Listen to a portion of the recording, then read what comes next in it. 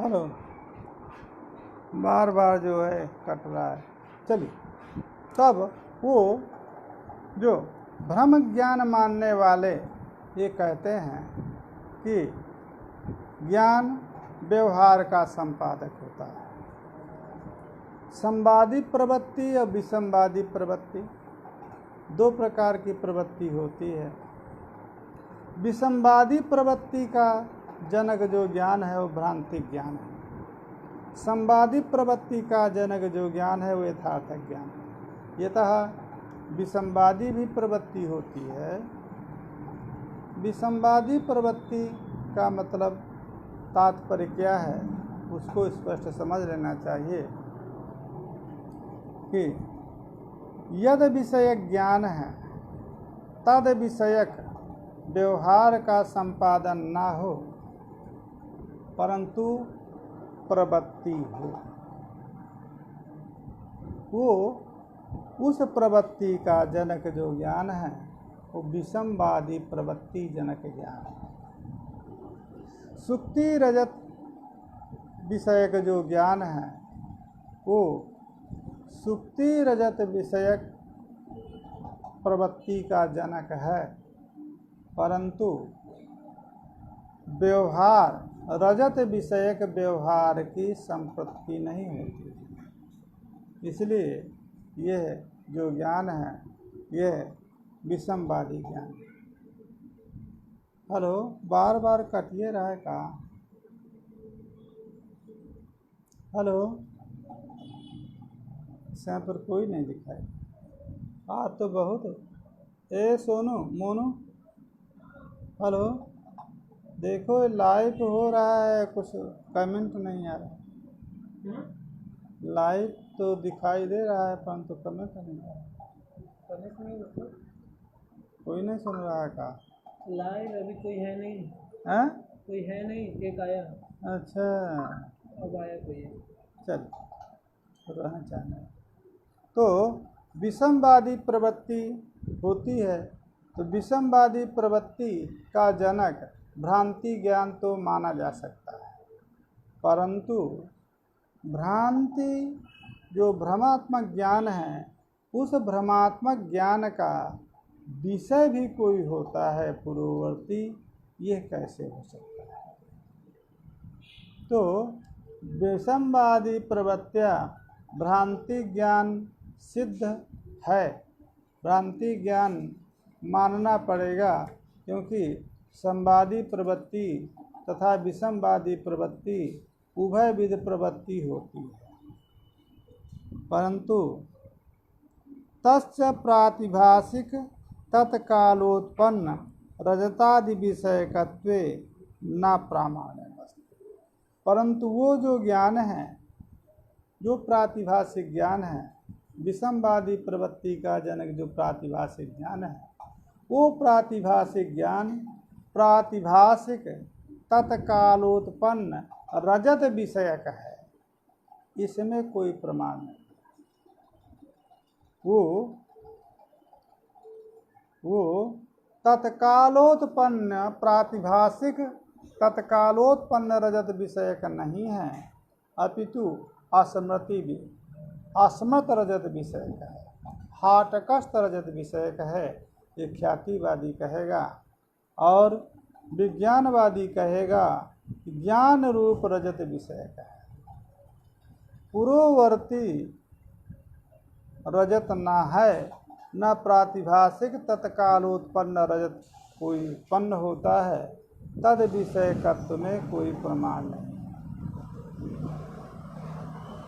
देशांतरी जो रजत क्लिप्त रजत है, वास्तविक रजत है, तद विषयत्व तो ही उस रजत में है।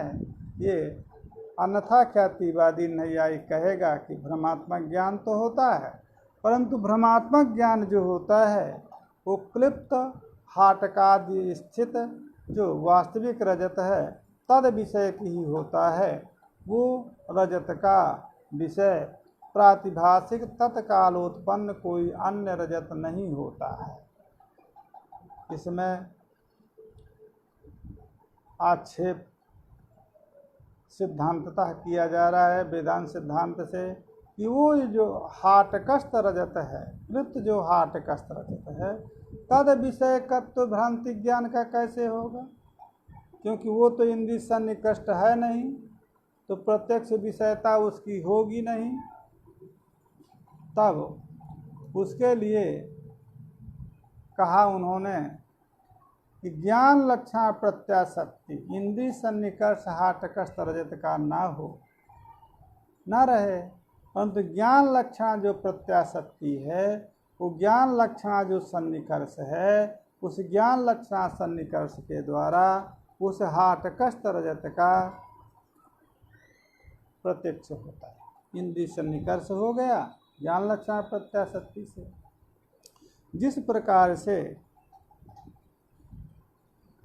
चंदन खंड का चक्षुरिंद्रिय सन्निकर्ष होने पर चंदन खंड में रहने वाला जो सौरभ है, सुरभि है, गंध है, उसका स्मरण हो जाता है, और वो जो स्मरण है वही ज्ञान है।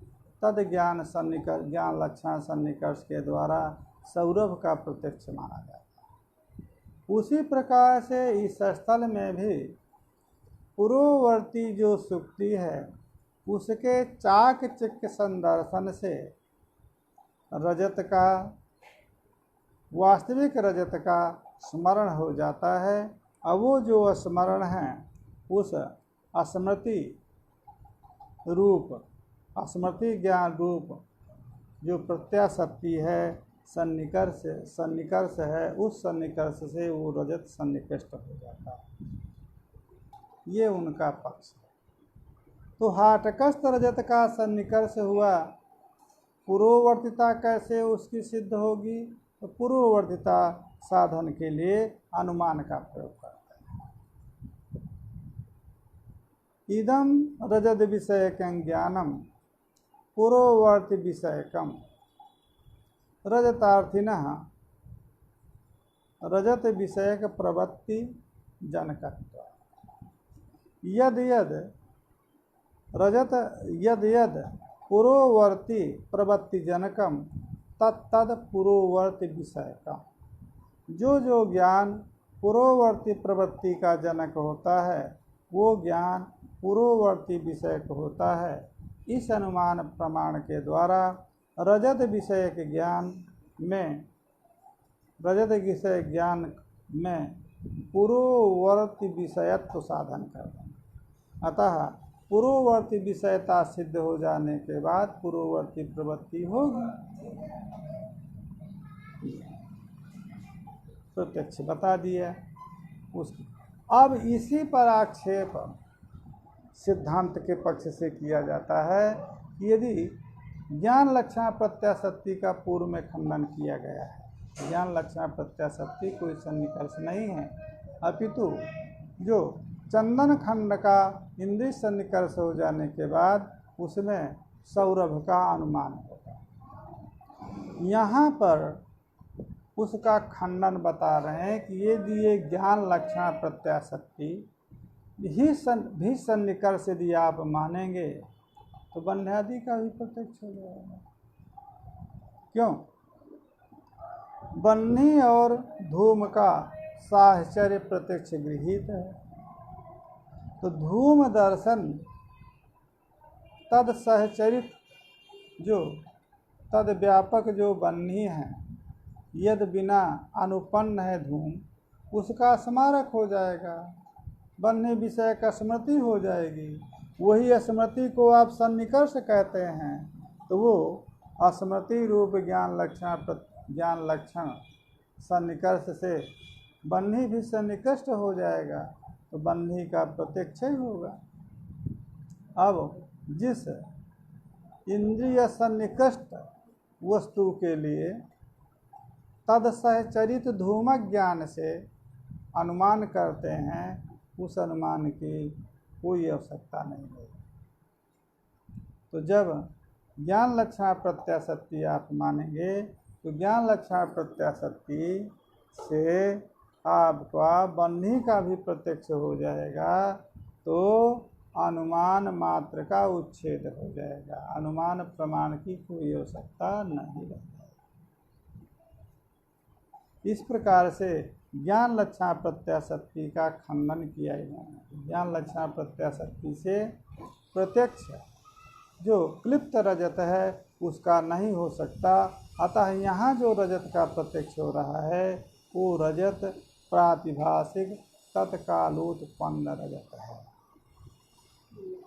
कहा कि उत्पत्ति कैसे होगी, वो अपने सिद्धांत से उत्पत्ति की अनुपत्ति दे रहा है। प्रातिभाषिक रजत उत्पत्ति में अनुपत्ति आरंभवाद से हो गया और यहाँ पर रजत की उत्पत्ति विवर्तवाद से सिद्ध कर, तो वो अपने सिद्धांतानुसार बता रहा है कि जो रजतोत्पादक अवयव है, रजत की उत्पत्ति रजत अवयवों से होती है। सुक्ति में तो सुक्ति उत्पादक अवयव हैं, रजत उत्पादक अवयव तो है नहीं। तो जब रजत उत्पादक अवयव नहीं है तो यहाँ पर रजत अवयव में, वो सुक्ति अवयव में रजत की उत्पत्ति कैसे हो?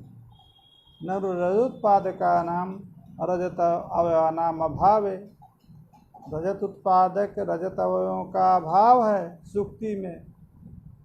तो कैसे सुक्ति में तुम जो उत्पत्ति कहते हो, हमारे तो ज्ञान लक्षण प्रत्याशक्ति का खंडन किया आपने। ज्ञान लक्षण कोई प्रत्याशक्ति नहीं है, ज्ञान लक्षण प्रत्याशक्ति मानने पर आपने अनुमान का उच्छेद कहा। परंतु आप जो तत्कालोत्पन्न प्रातिभाषिक रजत मानते हैं, उसी काल में ज्ञान कालावच्छेदेन उत्पन्न होता है, उसमें रजतोत्पादक तो अवयव है नहीं। तब कैसे रजत सुक्ति में तो सुक्ति अवयव हैं, वो सुक्ति के उत्पादक है। रजत उत्पादक रजत अवयव रजत परमाणु दृढ़कादि तो है नहीं। तुम्हारे मत में भी कैसे रजत उत्पन्न होगा? उसके उत्तर में उन्होंने कहा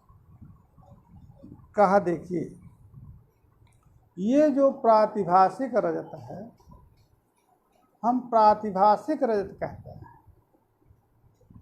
प्रातिभाषिक रजत हम कहते हैं तो प्रातिभाषिक रजत की उत्पत्ति लौकिक सामग्री जो आपके यहाँ तत्तद द्रव्य के अवयव तत्तद द्रव्य के उत्पादक होते हैं, यह नियम यहाँ पर संगत नहीं है। न लौकिक सामग्री प्रातिभाषिक रजतोत्पादिका, क्योंकि ये विवर्त है, परिणाम नहीं है।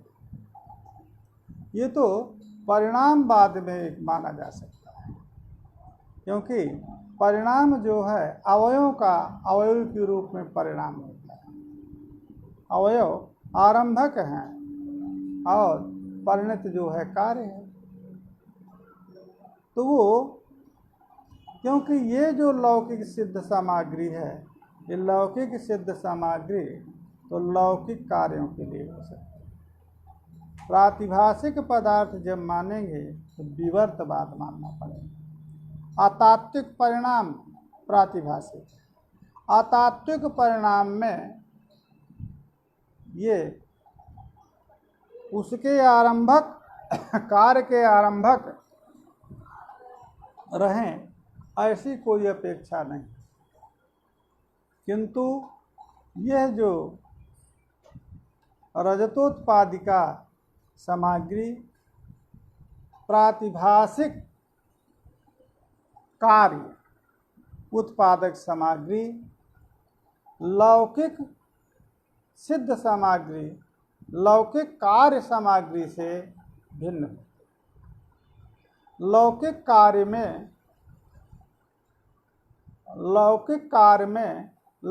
कार्य के अवयवों की अपेक्षा उसकी उत्पत्ति में होती है परिणाम।